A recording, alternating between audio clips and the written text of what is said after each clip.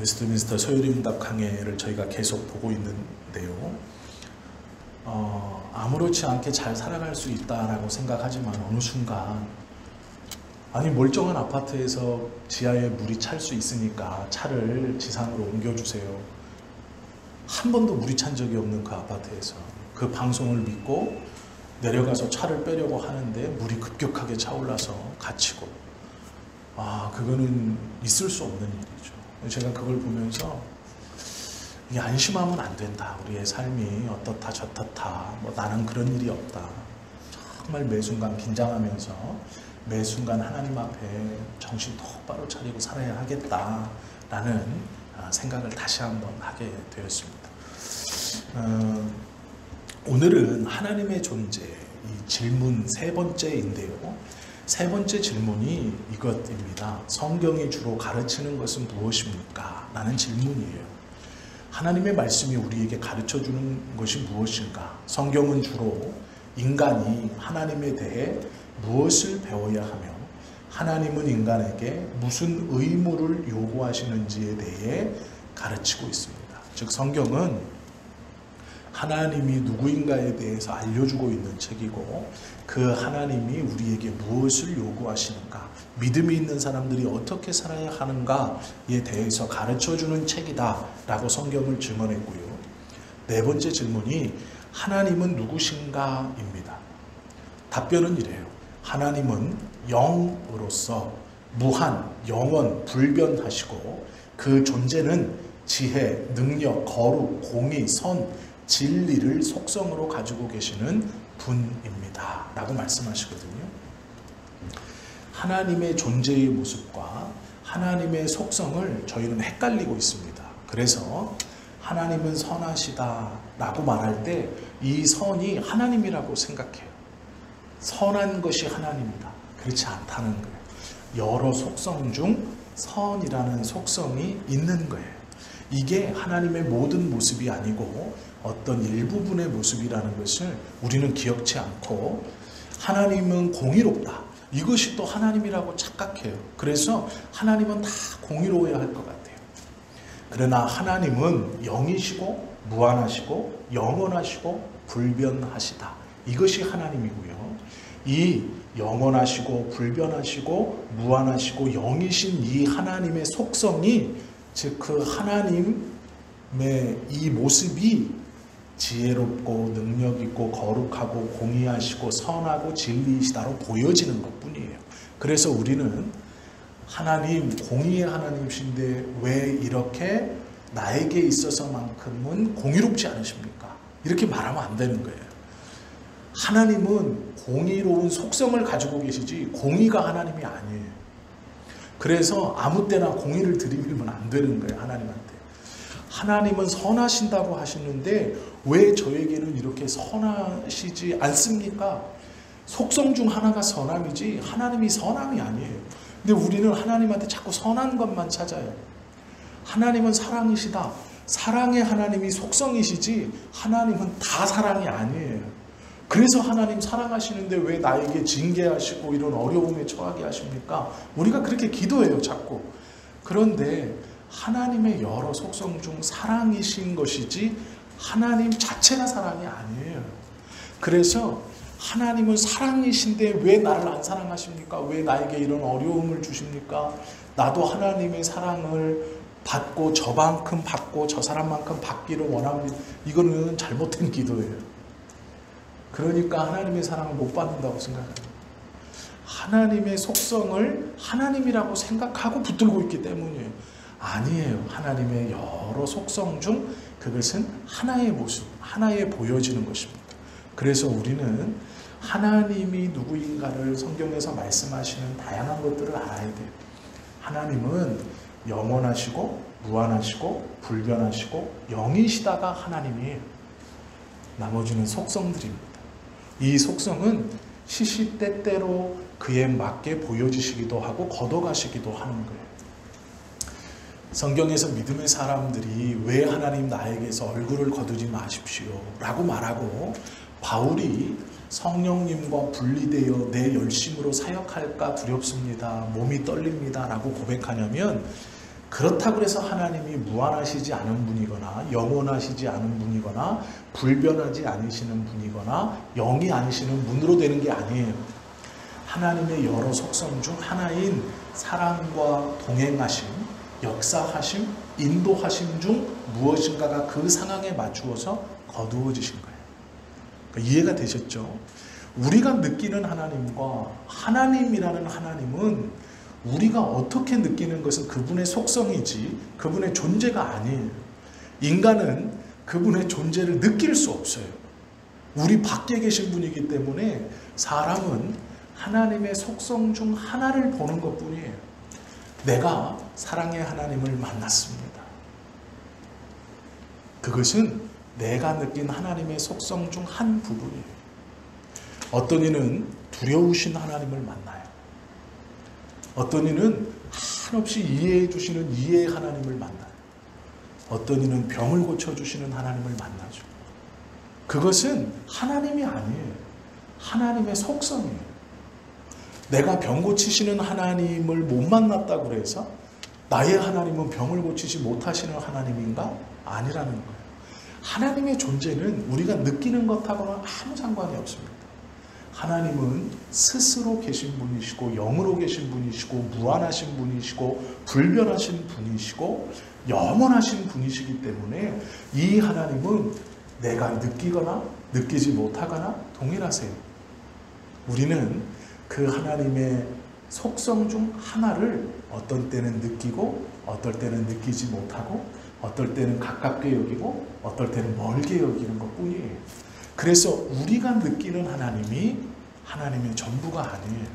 그런데 우리는 우리가 느끼는 하나님을 하나님의 전부라고 생각하고 있어요. 여기서부터 우리의 신앙생활과 우리의 기도에 오해가 생깁니다. 하나님의 존재를 내가 인정하느냐 못하느냐에 따라 하나님의 존재가 바뀌지 않습니다. 변하지 않아요. 나는 단순히 하나님의 어떤 속성, 그것을 느끼고 그것을 은혜로 받을 뿐입니다. 또 때로는 하나님이 그 속성을 나에게서 감추실 때가 있어요. 그리고 다른 것을 보여주실 때가 있어요. 그때 우리는 당황하죠. 내가 아는 하나님은 이런 하나님이 아닌데 라고 생각하죠. 그러나 그렇지 않다라는 거예요. 성경은 그 하나님에 대해서 설명하고 있어요. 우리가 성경을 공부하고 성경을 읽고 함께 듣는 이유는 무엇이냐면요. 하나님이 어떠한 분인가 라는 것을 먼저 배우고 이 하나님이 나에게 원하시는 것이 무엇인가 그것을 배우는 것이 성경이다 이렇게 말씀하고 있는 것입니다. 하나님은 분명히 존재하시죠. 그러면 존재하시는 이 하나님이 어떠한 분이신가를 아는 것은 매우 중요합니다. 하나님이 안 계신다면 어떠한 분인가를 알 필요가 없어요. 그러나 존재하시는 걸 우리는 믿고 있고 하나님이 우리로 믿게 하시기 때문에 그분이 어떠한 분인가를 아는 건 매우 중요합니다. 그래서 히브리서 11장 6절에서는 믿는 자, 우리들이 하나님의 존재를 인정한 우리들이 어떠한 마음을 갖고 있어야 되느냐라고 말하냐면 믿음이 없이는이라고 말해요. 즉 하나님이 존재하는 것을 믿는 믿음이 있어야 된다. 그러면 하나님이 어떻게 존재하시나요? 영으로 존재하시고 무한하시고 영원하시고 불변하심으로 존재하시는 거예요. 즉 하나님은 영으로 육체 없이 영으로 존재하시며 그 존재는 무한 시간의 관해를 받지 않는 모든 곳에 계신 무한 영원 불변 변하지도 않으시는 거예요. 끝이 없으신 이게 하나님의 존재예요. 이 하나님이 어떻게 존재하시는가를 우리가 알고 그 하나님의 존재를 믿는다면 하나님을 기쁘시게 한다는 거예요. 그 하나님을 믿으면 어떤 하나님을 믿으면요? 하나님을 영으로 무한하신 영원하신 불변하신 하나님의 존재 방식을 믿는 그 믿음이 있다면 하나님이 기뻐하신다라는 거예요. 하나님께 나아가는 자는 그 하나님께 나아가는 자가 가져야 될 마음이 있어요. 반드시 그가 계신 것과 그분이 계신 것과 또 그가 자기를 찾는 자들에게 상 주시는 이심을 믿어야 할지니라. 하나님을 찾는다는 건 두 가지입니다. 첫째, 그분이 있다는 걸 믿는 믿음을 갖는 사람은 하나님을 찾아야 돼요. 찾아야 되는데 찾을 때 출발은 그분이 계시다는 것, 그분이 있다는 것을 믿는 이 출발의 마음을 가지고 그분을 찾는데 뒤에 말이 아주 중요해요. 이걸 잘못 이해하시면 안 돼요. 그가 자기를 찾는 자들에게 상 주신다. 분명히 상을 주시는데 누구에게 주시냐? 자기를 찾는 자들. 그러면 자기를 찾는 게 뭐예요? 하나님의 지혜, 능력, 거룩, 공의, 선, 진리인 속성을 깨달아가는 자들이 자기를 찾는 자들. 쉬운 말로 하면 이렇습니다. 하나님께 상을 받기 위해서는 두 가지 모습이 있어요. 우리가 잘 아는 첫째, 순종의 모습.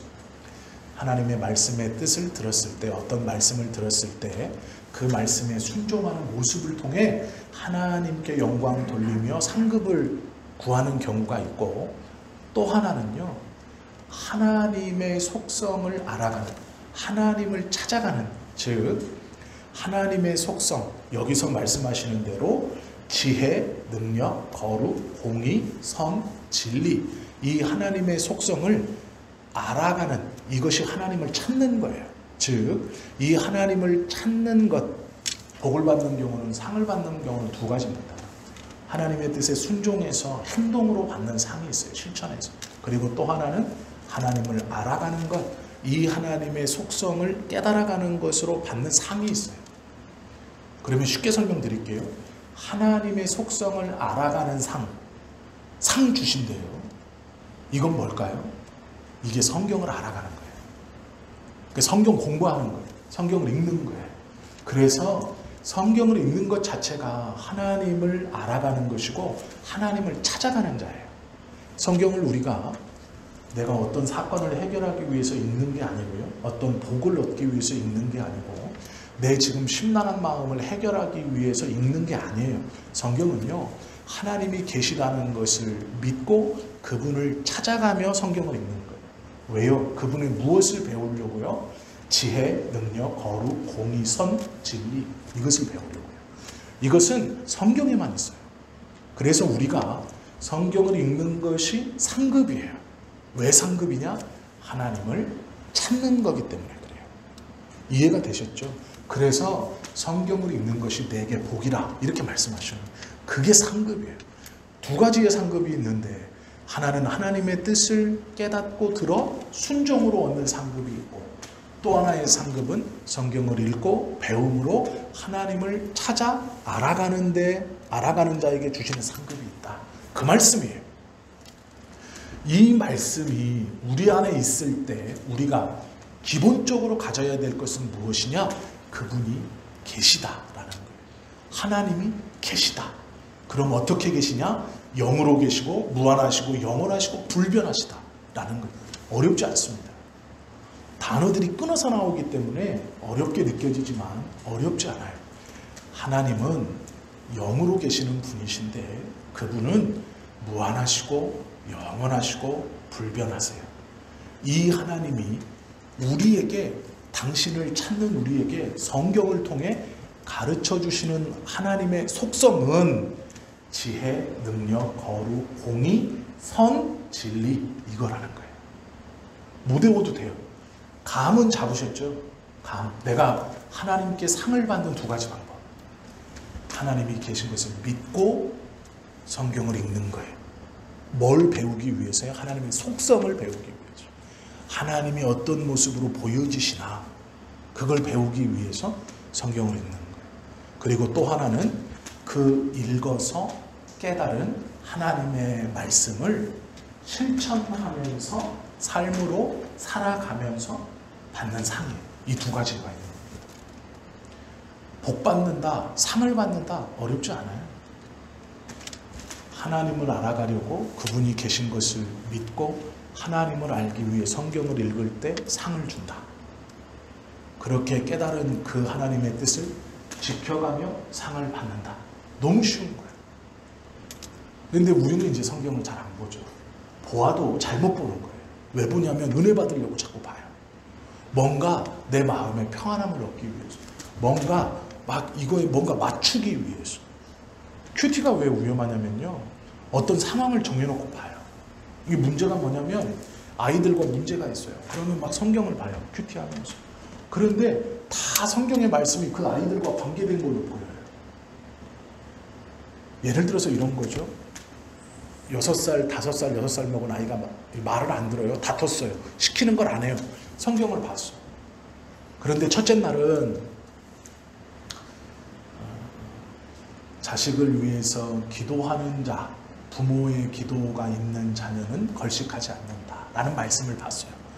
그러면 어떤 마음이 들까요? 그래, 내가 기도해줘야지. 그래, 기도해줬어요. 그런데 둘째 날에 봤는데 여전히 화해는 안 했어요. 둘째 날에 봤는데 성경 말씀이 이러는 거예요. 하나님은 자기 백성에게 매를 드신다. 그럼 어떻게 해야 돼요? 새끼를 불러다가 매를 쳐야죠. 왜요? 내가 말씀을 읽었거든. 그러면 첫째 날은 말씀에 따라서 기도해줬어. 둘째 날은 말씀에 따라서 매를 대야죠.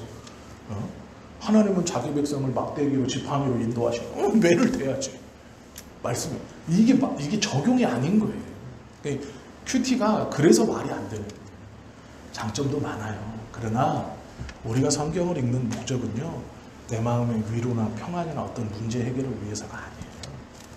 하나님을 찾아가기 위해서, 하나님을 알아가기 위해서예요. 그것을 알아가는 마음, 하나님이 계신 것과 그 하나님을 알아가려는 마음으로 하나님은 어떻게 당신을 보여주시나, 하나님의 어떠함을 어떻게 드러내 계시나, 그걸 아는 마음으로 봐야 상을 받는다. 그러니까 성경의 말씀을 읽어도 변화가 없어요. 왜요? 하나님에 대해서 깨닫지 못하니까 만족이 없는 거예요. 내가 성경을 많이 읽어봤는데 그러니까 그냥 주문하듯이 암송하듯이 암송은 잘하는데 그 삶에 따뜻함이 없어요. 왜 따뜻함이 없냐면 하나님의 상급이 없기 때문에, 그것이 쌓이지 않기 때문에 계속 공허한 거예요.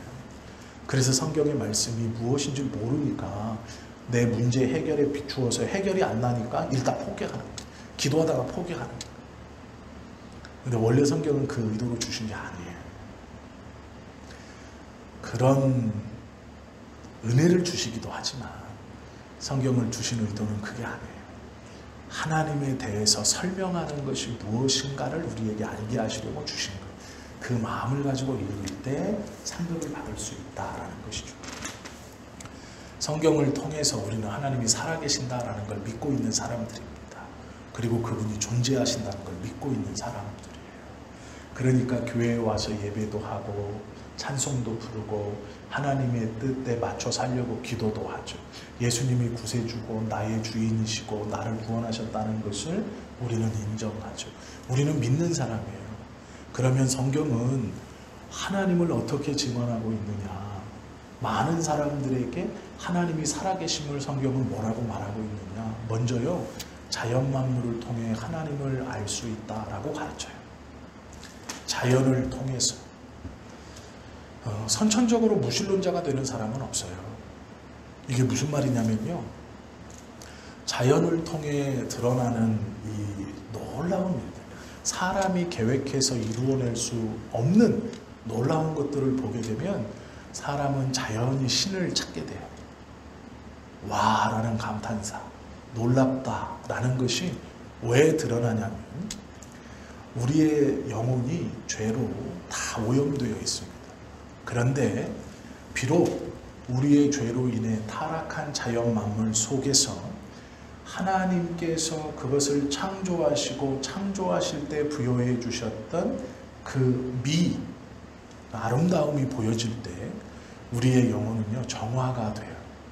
그런데 완벽하진 않습니다. 완벽하진 않지만 정화됨을 느껴요. 왜 그러냐면 나는 아담의 후손으로 아담의 원죄로 인해서 또 나의 자범죄로 인해서 내 속에 내 영혼 가운데 죄 가운데 잉태되었고 죄 가운데 태어나 자라는 나의 속에 있는, 나의 영혼 속에 있는 이 두터운 죄가 내 속에서 있었을 때 나의 영혼을 이 죄가 꽉 붙들고 있었거든. 우리가 예수님을 믿고 이 죄가 떨어진 사람도 있고 아직 예수님을 믿지 못해서 이 죄가 그의 영혼을 꽉 쥐고 있는 사람이 있어요. 이 상태에서 하나님의 자연 만물, 우리가 높은 산봉우리에 올라가서 경치를 본다든지 큰 폭포를 본다든지 해가 지고 뜨는 자연의 만물 속에 하나님이 창조로 이끌어내 오신 그 아름다움을 볼 때 그것은 그것을 다스리라고 만들어 주신 인간의 통치 아래에 있었던 것이에요. 모든 자연 만물이, 식물과 동물을 포함하여 모든 것들이. 그러나 우리가 타락함으로 함께 타락했어요. 왜요? 소유권이 우리에게 있었기 때문에. 그러면 우리는 이 죄가 날로 두꺼워진 거예요. 사람은. 그러나 함께 타락한 저 자연은 그 죄가 계속 두꺼워졌을까요? 아니죠. 그대로 머물러 있는 거예요. 그렇기 때문에 우리보다 하나님의 아름다움을 더 잘 보이는 거예요. 우리가 그것을 보고 감탄하는 이유는요, 쉽게 설명드리면 우리보다 덜 타락했기 때문이에요. 자연 만물을 보고 감탄하는 이유는 그것의 죄성이 우리보다 낮기 때문이에요. 우리보다 얇기 때문에. 제가 설명을 드리자면, 사람은 자신의 죄성 안에 고집도 있고 아집도 있고 죄도 있고 자범죄도 있고 계속해서 죄가 쌓여요. 그래서 하나님 앞에 회개하고 또 회개해도 죄의 습성이 우리 안에 남아 있습니다. 그러나 자연은 그렇지 않아요. 동물은, 식물은 그렇지 않아요. 그래서 그것을 보고 마음을 평안함을 얻고 그것의 아름다움을 느끼고 감탄하는 거예요. 왜 그러냐면 나보다 죄가 옅어서 그래요. 우리가요, 하나님께 붙들림 받으여 살아가는 사람들을 보고 감탄하는 이유가 있어요. 나보다 저가, 상대적인 비유입니다, 하나님께 깨끗하기 때문에. 이건 상대적인 비유예요. 이렇다고 생각하시면 안 돼요. 상대적인 비유. 내가 예수님께 순종하고 예수님께 붙들려 살아가는 사람들을 보고 매력을 느끼고 그에게 아름다움을 느끼는 것은 그가 상대적으로 내가 느끼기에 나보다 죄가 없다고 느끼기 때문에, 죄가 얕다고 생각하기 때문에 그때 우리는 본능적으로 그에게 매력을 느껴요. 아름다움을 느껴요. 감탄하는 거예요. 중국에서 흑룡강성에 조선족들 뿐만 아니라 북한에서 넘어온 사람들을 사역하시는 목사님이 있어요. 키도 짱달만하시고 몸매도 뭐 저보다 뭐 진짜 형편없어요. 키가 작은데 배도 더 나오고 머리도 거의 벗겨지고 옆에만 이렇게 조금, 모자도 한여름에도 무슨 빨간색 이렇게 왜 이렇게 접히고 이렇게 하는 거 있잖아요. 이렇게 귀 이렇게 올라가 이렇게 끼시는 거.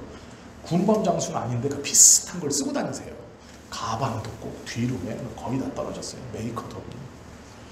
그 제가 한번 봤는데 이거는 진짜 중국인들 중에서도 하층민, 막 때에 다 쩔어가지고 2번 접어서 바지도 뭐 배에 걸치셨는지 골반에 걸치셨는지 결국 왔어요. 선교사 모임에. 저거는 100% 현지인 선교사다. 안 봐도 한인교회는 아니야. 깔끔함이 전혀 없어요. 저건 100% 현지인 선교사다. 대화를 하는데 발표를 하시는 거예요. 근데 이제 이분이 꺼려 하시더라고요. 왜냐하면 자기가 하는 사역이 있으니까 그걸 말하면 안 되니까 꺼려 하시더라고요. 그래서 저희가 이제 한 50명 이렇게 모여 선교사 모임을 했는데 교회에서 안 하시는 거예요. 말씀을. 근데 이제 소그룹이 됐어요. 5명, 6명씩 잘라서 이제 소그룹을 하는데 저희 소그룹이 찜질방에 갔어요. 왜 그랬냐면 이분이 찜질방에 가자 이렇게 말씀하셨어요. 이 닦아야 되겠다는 거예요. 본인은. 근데 이제 우리가 다 찬성했어요. 왜냐면 우리가 봐도 닦아야 돼.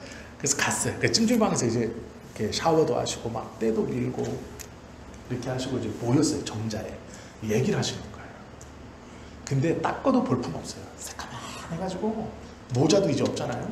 머리도 막 이렇게 하시고 막 몸도 뭐 새까만하세요. 볼품이 정말 없는데 얘기를 듣는데요. 얘기를 들으면 들을수록 사람이 빛나는 거예요. 그 사역을 들으면 들을수록 사람이 빛나는 거예요. 이분이 그렇게 안 보이는 거예요. 근데 왜 그럴까? 왜 그럴까? 나보다 더 하나님께 붙들려 있구나 라는 것 때문이죠. 다른 게 아니에요.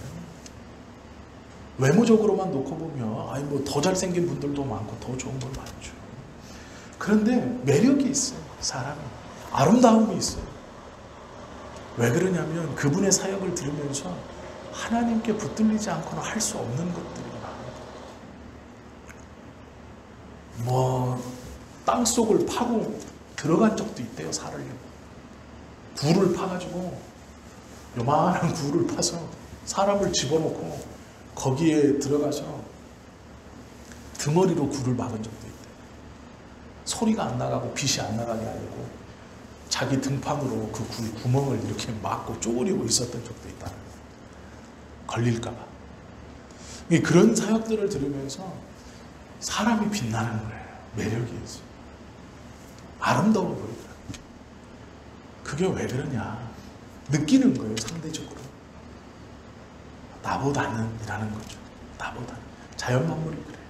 왜 그러냐면 하나님께서 만들어 놓으시고 창조해 놓으신 사람들, 그 주님과 동행하는 사람들에게는 그 상급으로 인한 빛이 있어요. 그 채움이 있어요. 그것이 넉넉함으로 드러나고 그것이 우리에게 매력으로 다가옵니다. 우리가요, 사람에 대해서 매력을 느낀다는 것은 그런 세상에서 느끼는 매력이 아니에요. 하나님의 상급이 쌓여있는 사람들에게 매력을 느끼는 거예요. 그들에게 그 풍요함과 그 넉넉함이 있기 때문이에요. 경제적인 풍요함이 아니에요. 우리가 그들에게 호감을 느끼고 아름답다 하고 왠지 매력을 느끼는 건 그들에게 쌓여있는 하나님의 상급 때문이에요. 그 넉넉함과 그 부요함이 보여지기 때문에, 느껴지기 때문에 우리도 할 수 있어요. 우리도 성경에서 가르쳐 주시는 대로 성경을 보면 돼요. 그 상급을 쌓고 싶으면 하나님이 살아계시고 성경에서 하나님이 어떻게 우리에게 보여주시나를 찾아서 성경의 말씀을 읽으면 돼요. 하나님이 모세에게 처음에는 무섭게 부르시고 그 다음에는 위로도 하시고 능력도 주시고 모세의 삶도 이렇게 이끌어 가시고 나의 삶도 하나님이 이렇게 부르셨고 이렇게 이끄셨고 이렇게 가실 겁니다. 아브라함의 일을 보면서도 그 하나님께서 아브라함에게 어떻게 나타나 주시는가, 하나님이 어떠한 분이신가, 하나님이 어떠한 모습이 보여주시는가를 가지고 읽어야지. 이사를 해야 되는데 아브라함을 부르시고 다시 봐야지. 갈 바를 알지 못하고 떠났던 아브라함의 이야기를 봐야지. 애를 못 가졌는데 한나의 이야기를 읽어야지. 아니에요, 그게.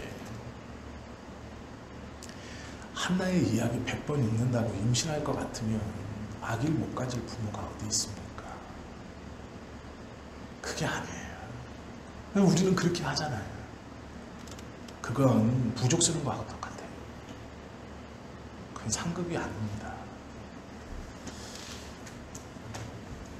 하나님은요, 우리에게 많은 것들을 보여주세요.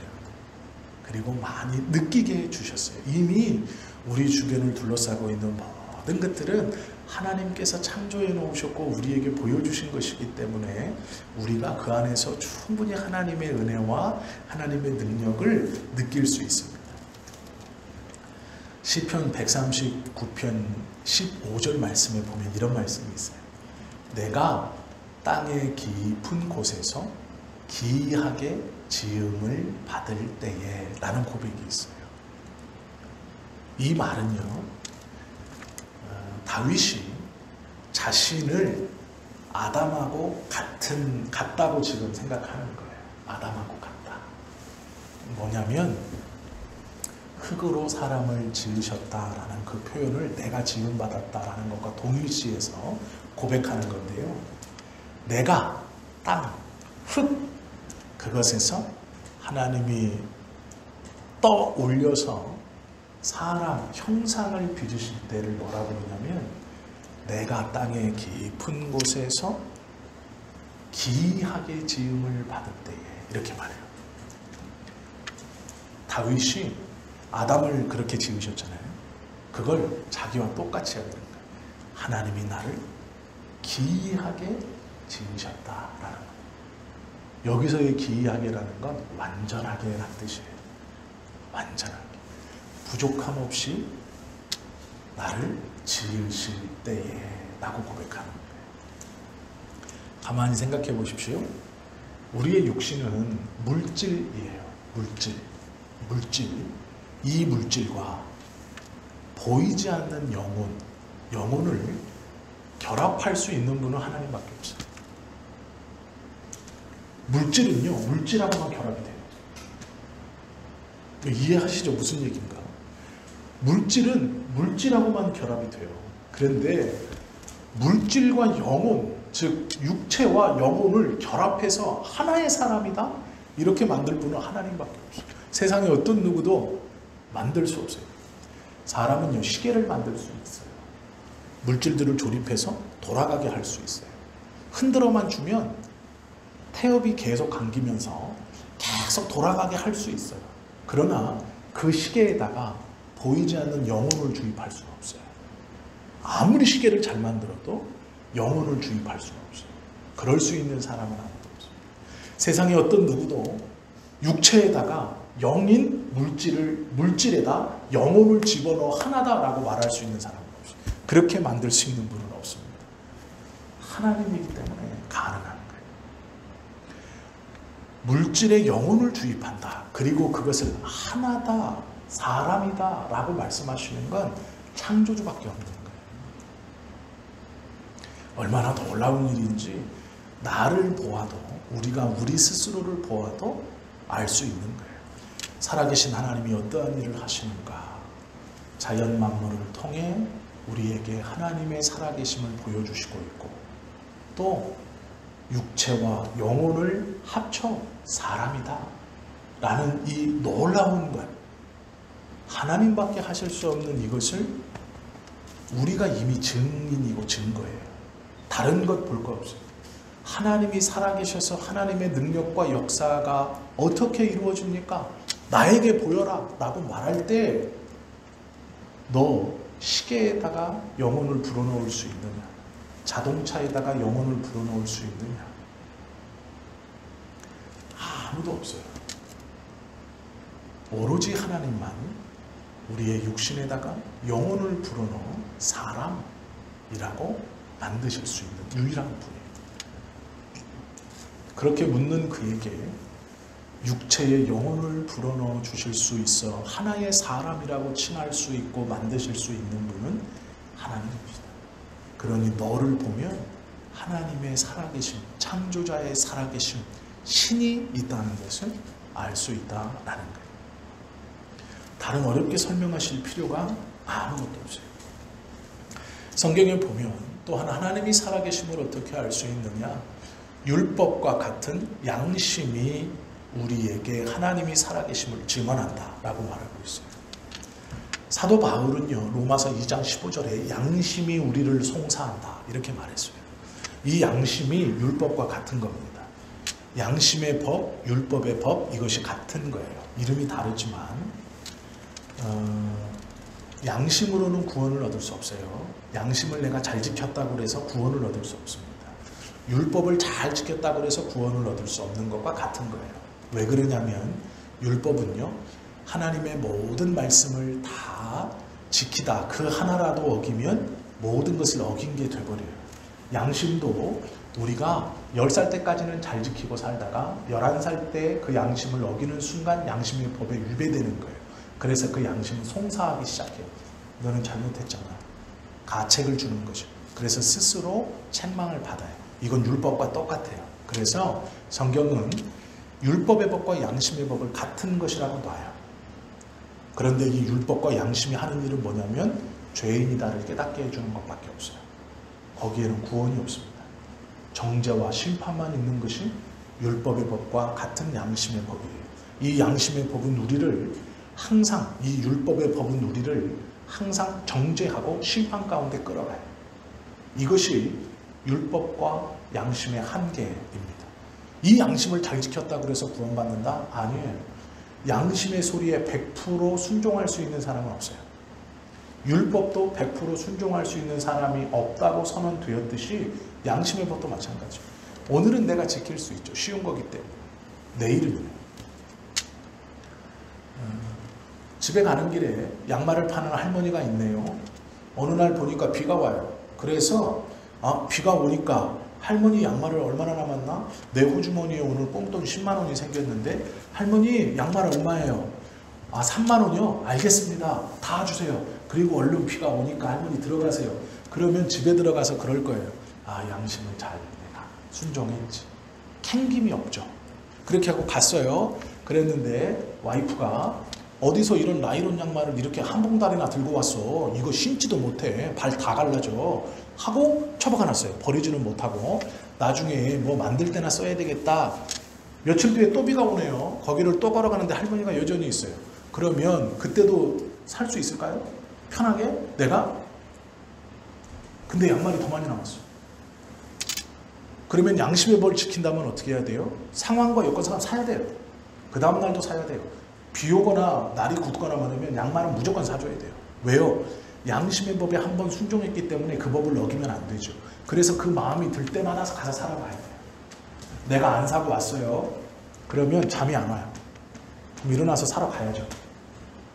그 할머니는 없어졌네요. 그러면 또 그날을 기다려야죠. 그리고 2배로 사줘야죠. 할머니 제가 저번에 못 사서 미안해요. 이게 양심의 법이에요.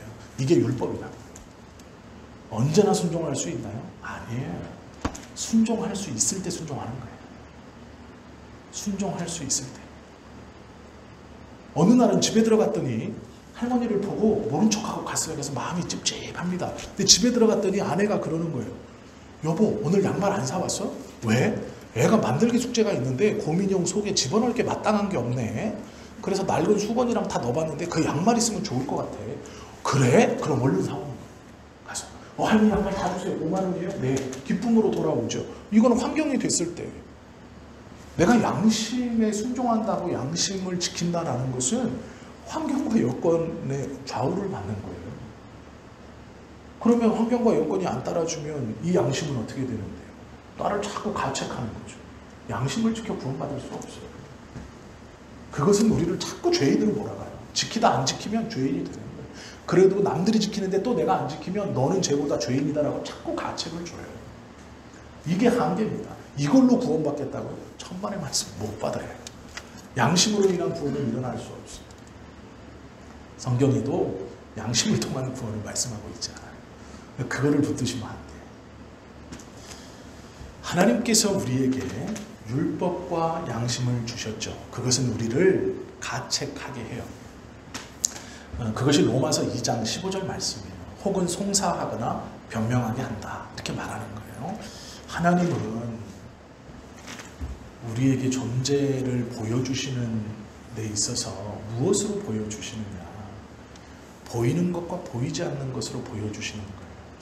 보이는 것은 자연만물과 나, 우리 인간, 물질과 영혼을 합쳐서 사람이라고 말하는 나를 통해 하나님의 살아계신 역사를 보여주시고요.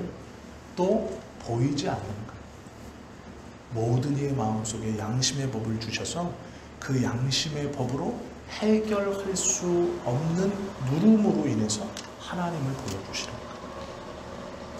그 누르는 해결할 수 없는 해결받는 유일한 방법은 양심의 법, 지켜서 얻어내는 것이 아니라 믿음의 법으로 이겨낼 수 있는, 믿음의 법으로 그것을 극복할 수 있는, 예수 그리스도가 나의 모든 죄를 대신해 십자가에 돌아가셨다 라는 것을 믿는 그 믿음의 법으로 자유케 되는 거예요. 율법과 양심은 모든 사람이 죄 아래 있다는 것, 해결할 수 없는 나의 마음을 찌르는 이 스스로의 찌름, 이것을 통해 너는 죄인이다, 라는 것을 깨닫게 해주시고 그때에 이것을 해결할 수 있는 것이 예수님의 십자가인 거예요.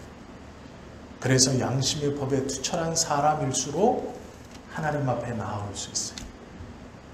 율법에 투철한 사람일수록 하나님 앞에 나아올 수 있어요. 왜요? 바른 율법과 바른 양심은 자신을 죄인임을 깨닫게 해요. 내가 이 율법을 다 지키며 살 수 없구나. 내가 이 양심을 다 지키며 살 수 없구나. 환경과 여건이 도와주지 않고 준비되지 않으면 이 양심이라는 것이 얼마나 하찮아지는지를 알게 됩니다. 그래서 그 마음속에 죄책과 가책과 죄의 무게를 끌고 사는 거예요. 이 끌림은 자연스럽게 복음으로 해결돼요. 이 답답함은 자연스럽게 내 안에서 무엇을 찾는 게 아니라 나의 밖에서 나를 건져주실 무엇을 찾게 돼요. 이것이 복음과 양심의 역할이에요. 이것을 통해 하나님은 그리스도 앞에 나오게 하시는 거예요. 그리스도를 찾게 하시는 거예요. 이것이 하나님이 우리에게 보여주시는 당신이 계시다라는 보이지 않는 방법이라는 거예요. 사도행전 17장 3절에 보면 고린도 이 지역을 묘사하면서 이렇게 묘사했어요. 동상들이 서 있어요. 행운의 신에게. 행운의 신은 어떻게 조각되어 있는지 아세요? 사람이 이 발이 이렇게 발이 조각되어 있어요. 발. 근데 그 발에 이렇게 날개가 달려 있거든요. 발이 신는 샌들에 날개가 이렇게 달려 있어요. 날개를 이렇게 놓고 손이 그 날개를 이렇게 날개 끝을 이렇게 잡으려고 딱 요게 조각이에요. 그러니까 손이 이렇게 하나가 있고 발이 있고 발에 신발에 날개가 있어요. 그래서 이렇게 요게 이제 조각상의 모습이고 그 밑에 행운의 신 이렇게 써 있어요. 이게 뭐냐면 행운이라는 것은 빨리 달려가는데 사람은 꼭 뒤에서 잡으려고 한다는 거예요. 그래서 결국 못 잡는다는 거예요. 이게 행운의 신이에요. 행운의 신을 표현한 거예요. 그래서 행운의 신을 표현할 때 그렇게 발 모양의 샌달에 날개가 달려있고 그 날개를 뒤에서 잡으려고 하는데 못 잡고 이렇게 있는 것, 이게 행운의 신 이렇게 표현하죠. 그게 행운의 신을 묘사하는 거예요. 이 로마인들이. 그런데 로마인들이 또 무슨 짓도 했느냐. 동상 받침대만 있고 위에는 아무것도 없어요. 위에는 아무것도 없어요. 아무것도 안 올라와 있고 받침대만 있는 거예요. 다른 것은 받침대 위에 요 행운의 신 같은 이런 모양도 있고 뭐 여러 가지 신들의 모양도 있어요. 뭐 비너스 신상도 있고 막 있어요. 그런데 받침대만 덩그러니 있고 위에는 아무것도 없어요. 근데 밑에 뭐라고 써있냐. 이 편말에 알지 못하는 신에게 이렇게 써놨어요. 그 내가 모르는데 신이 있다는 거지. 그러니까 표현은 못하는데 알지 못하는 신에게. 이게 사도행전 17장 3절에 써있어요. 이 말이 너희는 동상을 세워서 알지 못하는 신에게도 경배하지 않느냐. 이게 뭐냐면 사람의 마음속에는요 신이라는 게 들어있다는 거예요. 알게 하시는 게 이미 있다는 거예요.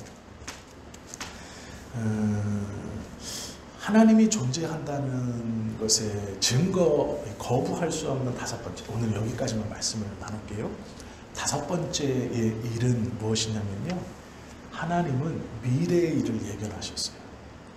근데 그 미래의 일이 성경에 기록되어 있는데 우리가 생각하는 것처럼 3차 대전, 종교대전으로 지구가 망합니다 이런 게 아니에요. 하나님이 예언해 놓으신 가장 중요한 미래의 일이 뭘까요? 뭘까요? 좀 크게 말해보세요. 맞아요. 처녀가 잉태하여 아들을 낳을 일이가 제일 중요한 일이에요. 하나님께서 성경에 말씀해 놓으신 여러 예언들 중, 미래를 보여주시는 예언들 중에 제일 중요한 예언이 뭐냐면 처녀가 잉태하여 아들을 낳을 것이니 그의 이름이 임마누엘이라 할 것이다. 이게 제일 중요한 예언. 그리고 이 예언은 성취되었죠. 그래서 하나님이 하나님 되십니다. 이 중요한, 제일 중요한 예언이에요. 성경에 기록되어 있습니다. 우리가 생각하는 3차 대전으로 지구가 멸망할까요? 이런 일은 뭘까요? 뭐 이거 뭐 14만 4천은 무슨 뜻인가요? 이거 중요한 예언 아니에요. 처녀가 잉태하여 아들을 낳고 그 아들의 이름이 임마누엘인 것보다 비교하면 아무것도 아니에요. 전 우주를 통틀어 제일 중요한 예언이 처녀가 잉태하여 아들을 낳을 것이다 라는 예언. 그리고 그 예언의 아들이 임마누엘이. 이게 제일 중요한 예언. 전 우주를 통틀어서. 그리고 그 예언이 이루어졌다. 하나님이 하나님 되심을 증거하는 가장 중요한 것이 무엇이냐? 미래에 대한 예언. 그 미래에 대한 예언 수십 수백까지 이게 아니고요. 딱 하나. 보라, 처녀가 잉태하여 아들을 낳을 것이다. 그 이름을 임마누엘이라. 왜요? 온 우주의 구속자로 오실 분이시기 때문에. 그리고 그 예언이 이루어졌어요. 그것을 통해 하나님이 하나님 되심을 증거하신 거예요. 우리가 성경을 읽으면서 하나님의 말씀이라고 믿고 있다면 하나님께서 성경을 통해 보여주시는 하나님의 어떤 속성을 알아가는 것이 상급이에요. 그러면 이것을 찾으며 읽어야 되는 거예요. 성경에서 제일 중요한 말씀이 뭐냐? 처녀가 잉태하여 아들을 낳을 것이다. 그의 이름이 임마누엘이라 하리라. 이게 제일 중요한 것입니다. 그리고 또 한 두 번째 정도 되면 의인은 믿음으로 말미암아 살리라. 뭐 그 정도 되겠죠. 예수 그리스도를 믿어 구원받는다. 이 다른 것에 관점을 두고 성경을 보면 안 된다는 거예요. 하나님께서 성경을 통해 우리에게 보여주시는 하나님이 누구인가를 깨닫기 위해 성경을 봐요. 그것이 상급이에요. 히브리서 11장 믿음장에서 말하는 상급이에요. 믿음을 가지고 있는 사람들이 성경을 어떻게 봐야 합니까? 하나님이 반드시 계신 것과 그가 자기를 찾는 자들에게 상 주심을 믿는 것입니다. 라는 거예요. 이것이 우리가 성경을 바라보는, 성경에서 증언하시는 하나님을 알아가는, 그리고 우리에게 하나님이 주시기를 기뻐하시는 상급을 쌓는 놀라운 방법이죠. 이 상급은요, 모든 자가 받을 수 있어요. 순종은 어렵습니다. 순종이 쉽지 않잖아요. 순종을 통해 얻는 상급이 너무 귀하고 복된 것이면 분명하지만 어려워요. 그걸 쉽다고 말할 수 없습니다. 그러나 성경을 보는 것은 어렵지 않아요. 하나님의 상급을 쌓는 것, 우리에게 주신 가장 쉬운 방법, 하나님의 말씀을 읽는 거예요. 우리 성경 다 있잖아요. 그런데 안 읽으니까 문제. 또 읽어도 다른 마음을 갖고 다른 생각을 가지고 읽으니까 문제. 내 문제를 해결해 보겠다. 내가 이걸 통해 위로를 받겠다. 아니에요. 그러니까 자꾸 공허한 거예요. 그러니까 그 말씀이 잠깐 위로가 됐다가도 또 똑같은 문제로 고민하는 거예요. 그게 아닌데 잘못된 스펙트럼을 가지고 보니까 잘못된 적용을 자꾸 하는 거예요. 성경이 하나님의 말씀이시라는 건 그 모든 말씀을 우리가 신뢰하고 믿어야 된다는 뜻이고요. 그 신뢰하고 믿어야 되는 말씀 중에 우리가 본 히브리서 11장 6절은 분명히 상급에 대해 얘기하는 거죠. 성경을 어떻게 보느냐, 그 성경에서 하나님이 우리에게 어떻게 말씀하시느냐, 그것을 제대로 알고 볼 때 하나님의 상급을 쌓을 수 있다. 그래서 오늘부터 우리가 성경을 볼 때는 하나님, 성경을 통해 드러나시는 하나님을 내가 깨닫게 해주옵소서 하고 봐야 돼. 그것이 상급을 쌓는 거예요. 그렇다면 우리도 어느샌가 다른 이가 우리를 대할 때 매력 있는 사람이 될 거예요. 우리 안에 하나님의 상급으로 인한 그 넉넉함이 드러나는 사람들이 될 거예요. 그 은혜를 받아 누리는 우리 모두가 되시기를 예수님의 이름으로 축원합니다. 기도하겠습니다.